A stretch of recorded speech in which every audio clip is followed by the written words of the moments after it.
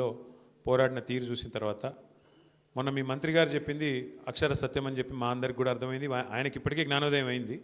ఇప్పుడు మీకు మాకు కొల్లాపూర్ ప్రజలకు కూడా స్పష్టత వచ్చిందని నేను అనుకుంటా ఉన్నాను. మంత్రి కృష్ణారావు గారు ఆ మధ్యన ఆదిలాబాద్ జిల్లాలో ఆడిన పోయినాడు. పోతే అక్కడ వాళ్ళు అడిగినారు కృష్ణారావు గారిని, సార్ మాది రెవెన్యూ డివిజన్ చేయాలా మాది అని చెప్పి ఏదో కోరిక కోరినారు. కోరితే కృష్ణారావు గారు మరి ఆ రోజు ఏం మూడ్లో ఉన్నాడో ఏం ఆలోచించుకున్నాడో కానీ చాలా స్పష్టంగా చెప్పినాడు. ఏమని, మళ్ళీ మా ప్రభుత్వం వస్తుందో రాదో నాకు తెలియదు, మళ్ళీ నేను గెలుస్తానో లేదో నాకు తెలియదు. ఆయనకు తెలియదేమో కానీ కొల్లాపూర్ ప్రజలకు తెలుసు, మళ్ళీ గెలిచే సమస్య లేదు, ఖచ్చితంగా ఈసారి ఓడగొట్టేది పక్కా. ఎందుకంటే నేను ఆయన మీద ఏదో కోపంతో చెప్పట్లేదు, ఆయన మీద వ్యక్తిగతంగా నాకు కోపం ఉండాల్సిన అవసరం కూడా ఏమీ లేదు. ఎందుకు గెలవరు అంటున్నా అంటే కాంగ్రెస్ పార్టీ స్పష్టంగా ఒక్క మాటలో చెప్పేయచ్చు. రామాయణం గురించి చెప్పండి అంటే కట్టే, కొట్టే, తెచ్చే, మూడు ముక్కల్లో చెప్పొచ్చు. అట్లాగే కాంగ్రెస్ ప్రభుత్వం 2 ఏళ్లలో వీళ్ళ పనితీరు ఎట్లా ఉంది అని అడిగితే ఎగవేతలు, కూల్చివేతలు, పేల్చివేతలు తప్ప చేసింది అయితే ఏమీ లేదు. ఎగవేతలు అంటే 420 హామీలు ఇచ్చి 6 గ్యారెంటీలని అలవిగాని మాటలు చెప్పి అడ్డమైన అబద్ధాలు చెప్పి కుర్చీలో కూర్చున్నారు. కుర్చీలో కూర్చున్న తర్వాత ఏం చేస్తున్నారో 2 ఏళ్ళ నుంచి నాకంటే బాగా మీకే తెలుసు. ఊర్లలో ఎంత అవస్థలు పడుతున్నారో రైతులు మీకు తెలుసు. ఇక పేల్చివేతలు, మనమేమో చెక్ డ్యాములు కట్టినాం, ప్రాజెక్టులు కట్టినాం. మీ దగ్గర నార్లాపూర్ రిజర్వాయర్ కట్టి కేసీఆర్ గారే స్వయంగా వచ్చి బటన్ ఒత్తి ఆ పంపు చాలు చేసి నీళ్లు 145 మెగావాట్ల పవర్ ఉండే పంపు పెట్టి నీళ్లు కృష్ణా నీళ్లను మీకు ఇచ్చే ప్రయత్నం కేసీఆర్ గారు చేసినారు. మా ఆల వెంకటేశ్వర రెడ్డి గారు ఇక్కడ ఉన్నారు.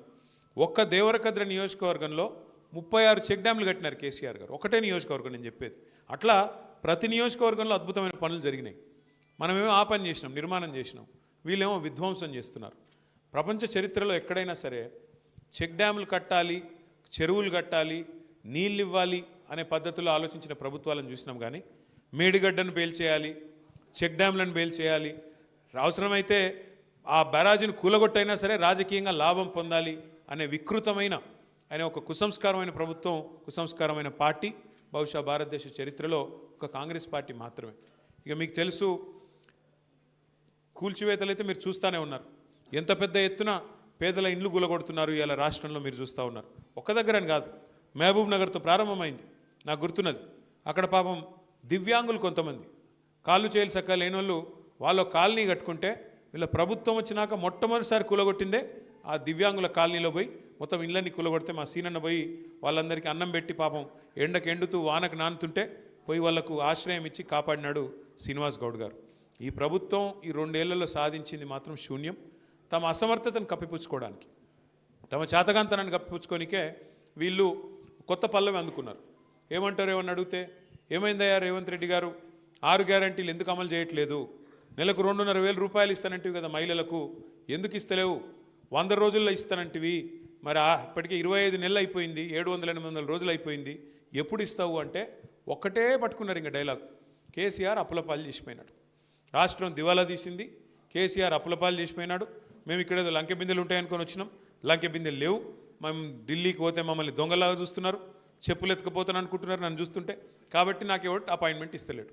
ఒక మాట మాత్రం మీకు చెప్పాలా, ఎందుకంటే మీ మంత్రి గారు కూడా అదే అబద్ధం చెప్తా ఉన్నాడు. జూపల్లి నేను చూసినా మొన్న, ఇదే జూపల్లి ఆనాడు కేసీఆర్ ప్రభుత్వంలో ఉన్నప్పుడు ఏం మాట్లాడినాడో మీ దగ్గర వీడియోలు అన్నీ ఉన్నాయి, లేకపోతే నేను పంపిస్తా. ఉన్నాయా? ఇదే మనిషి ఇవాళ అవకాశం కోసం అవకాశవాదంతో కాంగ్రెస్లో పోయి ఆయనకు టికెట్ ఇవ్వకపోతే, మనం హర్షవర్ధన్ రెడ్డి గారికి టికెట్ ఇస్తే కేవలం అవకాశవాదంతో పోయి ఇవాళ కేసీఆర్ గారిని తిట్టేంత పెద్దోడైపోయినాడు. ఒకనాడు కేసీఆర్ గారిని దేవుడు మా పాలమూరుకని పొగిడిన జూపల్లి ఇవాళ కేవలం స్వార్థం, కేవలం రాజకీయం కోసం అడ్డమైన అబద్ధాలు రేవంత్ రెడ్డి గురించి ఇలా మాట్లాడుతూ ఉన్నాడు. రేవంత్ రెడ్డి దేవుడు, ఇంద్రుడు, చంద్రుడు, ఆయన పదవిని కాపాడుకోనికే. ఎవరికి దేవుడు రేవంత్ రెడ్డి, ఎవరికి ఇంద్రుడు, ఎవరికి చంద్రుడు? ఏది మోసం చేసి మొత్తం రైతులందరినీ, ఒకరినిద్దరిని కాదు రైతులందరినీ మోసం చేసినాడు కదా. ఎన్ని మాటలు చెప్పినాడు కేసీఆర్ గారు. 2 పంటలకు రైతు బంధు ఇస్తే 3వ పంటకి ఇవ్వాలా అన్నాడు.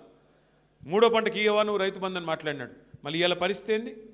కేసీఆర్ గారు ఉన్నప్పుడు బ్రహ్మాండంగా మీరు అడగకుండానే నాటేసే కాలం వచ్చిందంటే చాలు ఫోన్లు టింగు టింగుమని మోగేది. 11 సార్లు 73,000 కోట్ల రూపాయలు 70 లక్షల రైతుల ఖాతాల్లో మీరు అడగకుండానే దరఖాస్తు పెట్టకుండానే పడ్డాయి. ఈరోజు ఏంది పరిస్థితి? రేవంత్ రెడ్డి ప్రభుత్వం వచ్చినాక, కాంగ్రెస్ ప్రభుత్వం వచ్చినాక ఒక్కసారి రైతు భరోసా ఇచ్చింది, ఒక్కసారి. మొదటిసారి మనం కూడబెట్టిందే రైతు బంధు ఎలక్షన్లు అప్పుడు ఆపి, ఎలక్షన్లు అయినాక యాజ్ ఇట్ ఈజ్ అదే 5,000 ఇచ్చినారు. అది కేసీఆర్ గారు ఇచ్చింది తప్ప వీళ్ళు ఇచ్చింది కాదు. ఆ తర్వాత 2 సార్లు ఎగ్గొట్టినారు. మొన్న ఒక్కసారి రైతు భరోసా అని పేరు పెట్టి, అది కూడా 15,000 ఇస్తామని చెప్పి 12,000కి కటింగ్ పెట్టి ఒక్కసారి మొన్న 6,000 రూపాయలు ఇచ్చినారు. ఒక్కసారి 2 ఏళ్లలో ఇచ్చింది ఒక్కసారి. నికార్సుగా చెప్పాలంటే ఇది ఇలా రైతు పరిస్థితి.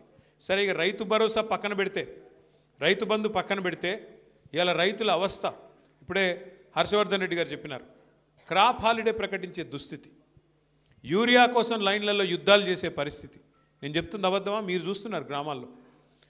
మీరు చూడండి ఒక్క మాట, లైన్లు కడుతున్నారు, చెప్పులు లైన్లో పెడుతున్నారు రైతులు. మరి అవన్నీ పేపర్ వాళ్ళు ఫోటోలు తీసి, మా తమ్ముళ్ళు వీడియోలు తీసి సోషల్ మీడియాలో పెడుతున్నారు. మరి తప్పించుకోవాలా? ఏం చేయాలా? అందుకే కొత్త ఉపాయం పన్నినాడు రేవంత్ రెడ్డి గారు. కొత్త ఉపాయం కనిపెట్టినాడు. ఏమని? ఇక షాప్లో కాదు, యాప్లో ఇస్తా అన్నాడు. షాప్లో ఇయ్యడంట యూరియా, యాప్లో ఎప్పుడు ఉంటుంది యూరియా? ఆడ షాప్లో ఉంటేనే కదా ఉండేది, ఈడ షాప్లో ఉంటేనే కదా యాప్లో ఉండేది. అది లేదంట. కానీ ఇప్పుడు ఇంకొక కొత్త ఆలోచన, యూరియా కార్డు అంటే ఇప్పుడు ఈ గ్యారంటీ కార్డులు అయిపోయినాయి, గ్యారంటీ కార్డులు మొత్తం అయిపోయినాయి అంటే, ఇంకా అన్నీ అమలు అయిపోయినాయి, అన్నీ జరిగిపోయినాయి. ఇప్పుడు యూరియా కార్డు ఇస్తారంట. నేను ఒకటే అడుగుతున్నా, ఆలోచించమని కోరుతున్నా మా కొల్లాపూర్ రైతన్నలందరినీ, రైతు బిడ్డలందరినీ. కేసీఆర్ గారు 10 ఏళ్ళు ప్రభుత్వాన్ని నడిపినప్పుడు ఒక ఆటో వాడికి డబ్బులు ఇస్తే బాయికాడికి వచ్చి బంగారం వలే 6 కావాలంటే 6, 10 కావాలంటే 10 బస్తాలు వేసిపోయిన మాట యాదుకుందా? వాస్తవమేనని చెప్పేది.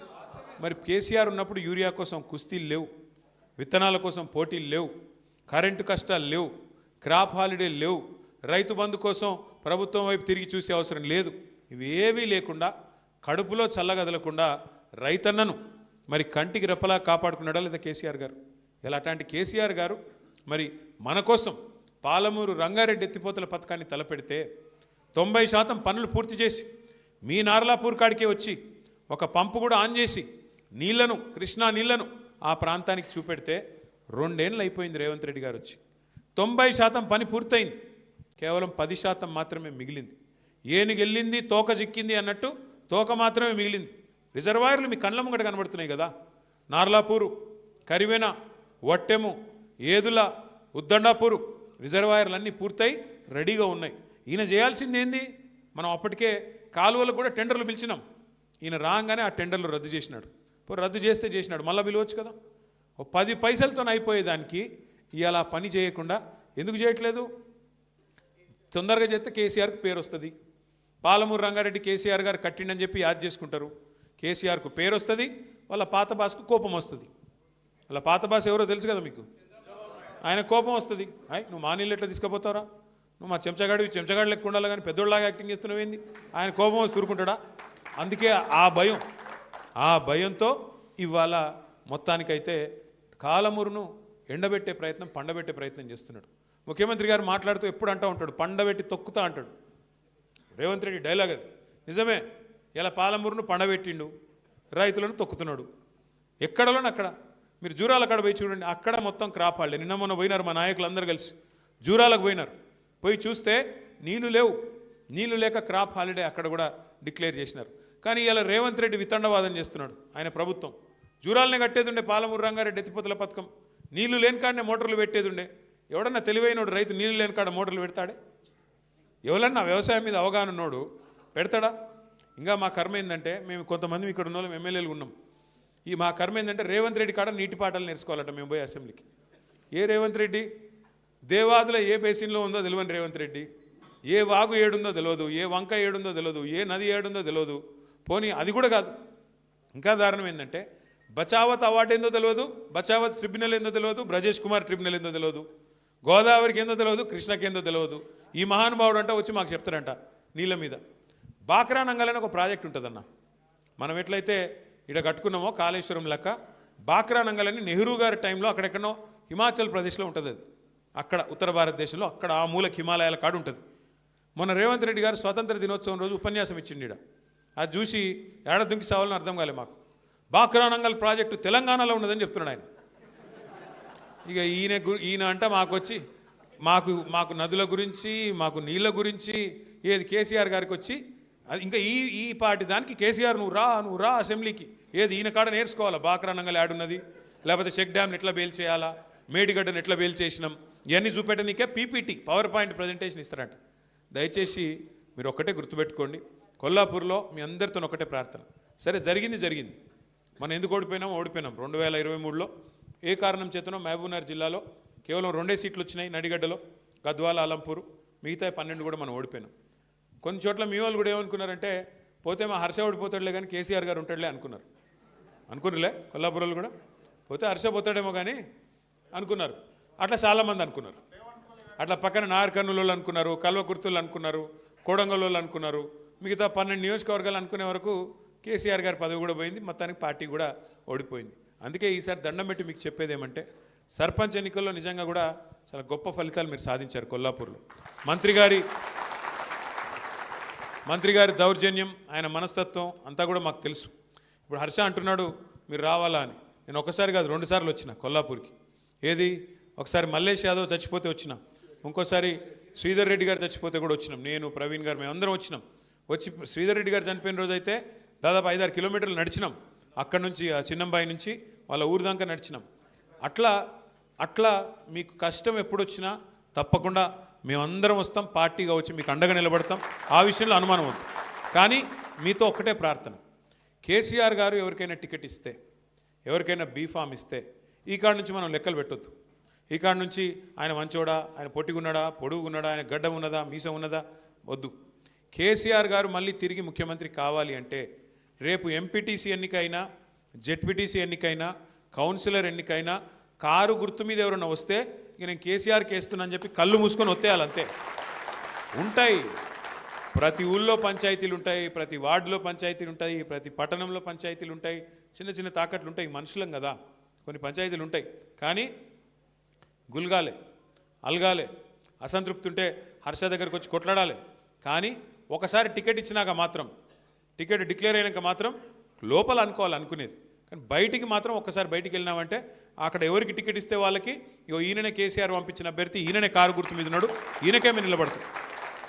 అందుకే నేను ఎప్పుడు చెప్పేది గులుగుడే, గుద్దుడే, గులుగాల అలగాల. కుటుంబం ఉన్నప్పుడు అన్నీ ఉంటాయి.